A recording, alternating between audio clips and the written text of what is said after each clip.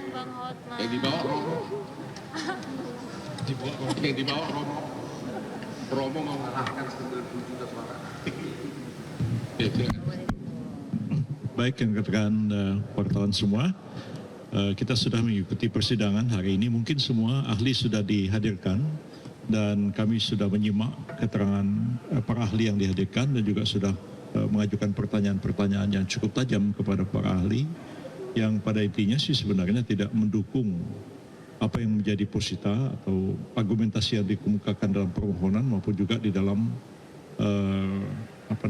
petitum yang disampaikan.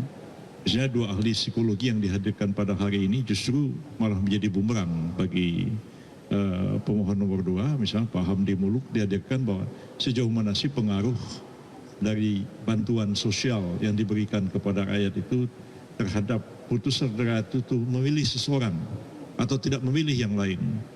Beliau mengatakan hanya 29%, 71% tidak bisa adalah faktor-faktor lain.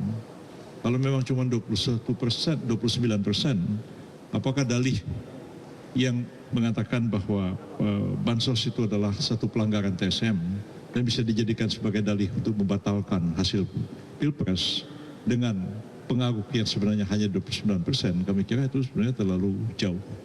Itu juga psikolog yang dihadirkan, yang ibu-ibu juga bicara bahwa sebenarnya banyak faktor lain yang mempengaruhi terpilihnya Pak Prabowo Pak Gibran dalam hal Pilpres yang lalu, bukan disebabkan oleh faktor Jokowi atau faktor apa, tapi sebenarnya juga faktor ketertarikan orang kepada pasangan calon itu sendiri, dan khususnya kepada Pak Prabowo yang menurut beliau sebenarnya sudah berkali-kali ikut jadi capres ya.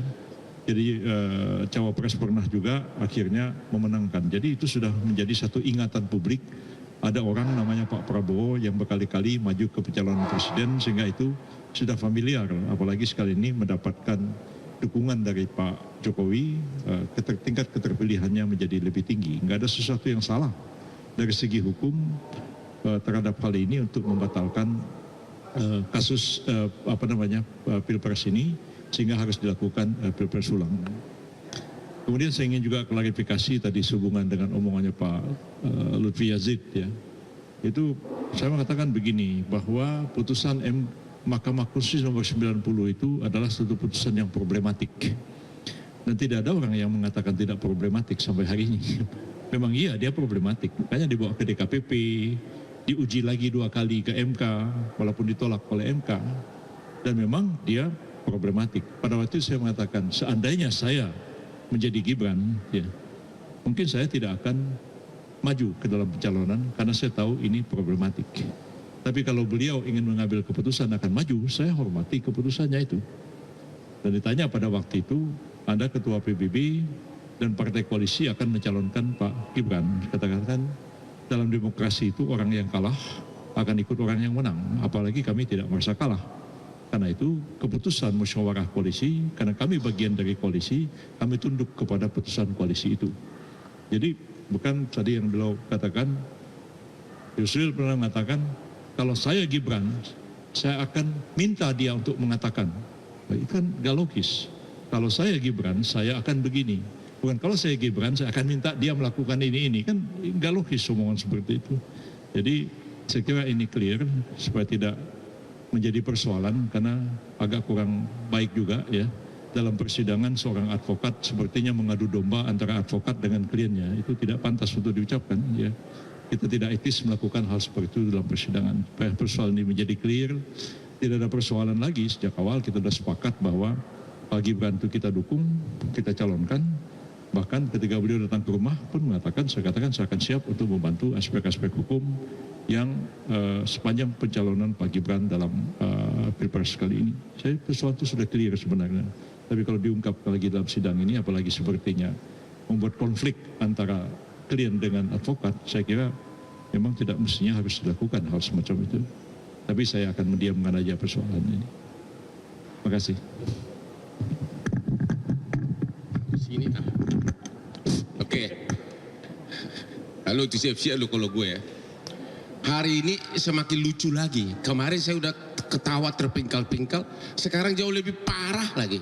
Parah banget.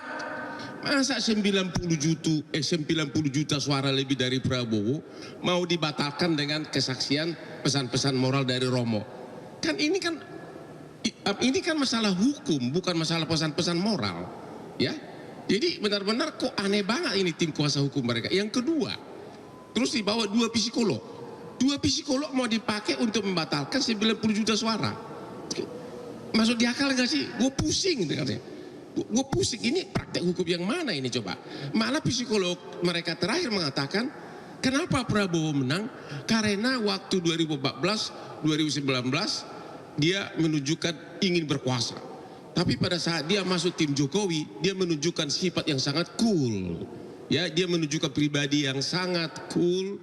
Bahkan waktu kampanye pun dia diserang habis-habis, dia tetap tenang. Belum lagi dengan tari gemoy-gemoynya, joget-jogetnya. Itu kata psikolog mereka. Malah psikolognya menguntungkan kita.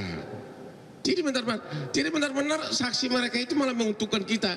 Makanya saya bilang, ini 03 ini mau kemana sih? Sudah suaranya parah banget, masih pengen menang lagi di MK.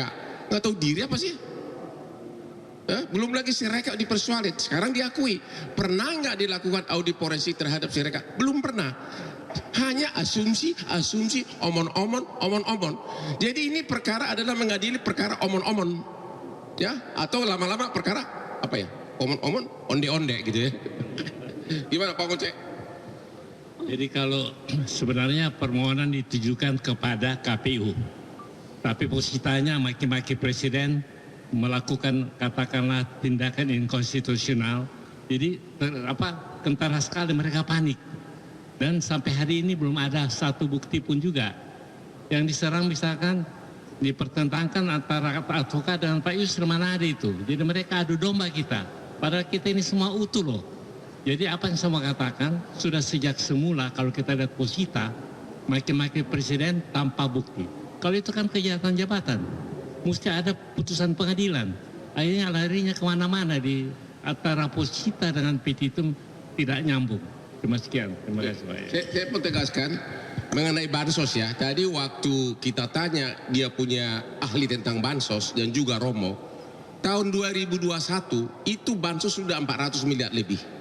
Tahun 2022 bansos juga udah 2.400 miliar lebih. Apakah itu untuk politik? Apakah itu pemilu? Kan belum ada pemilu saat ini. Jadi benar-benar bantuannya adalah bantuan sosial. 2023 sama 2024 meningkat sedikit. Tapi masih di kisaran 400 triliun. Terus masalahnya di mana? Belum lagi zaman SBY juga sudah ada bansos. Jadi benar-benar alasan bansos itu adalah alasan, nggak ada alasan lagi mereka. Ya, siapa tahu mengharapkan menang aja. Bansos itu benar-benar sudah ratusan miliar sejak 2021 udah 400 miliar, 2022 udah 400 miliar, 2024 ada peningkatan, tapi nggak terlalu besar. Ya gini dulu deh ya. Oke, omon-omon, benar-benar parah.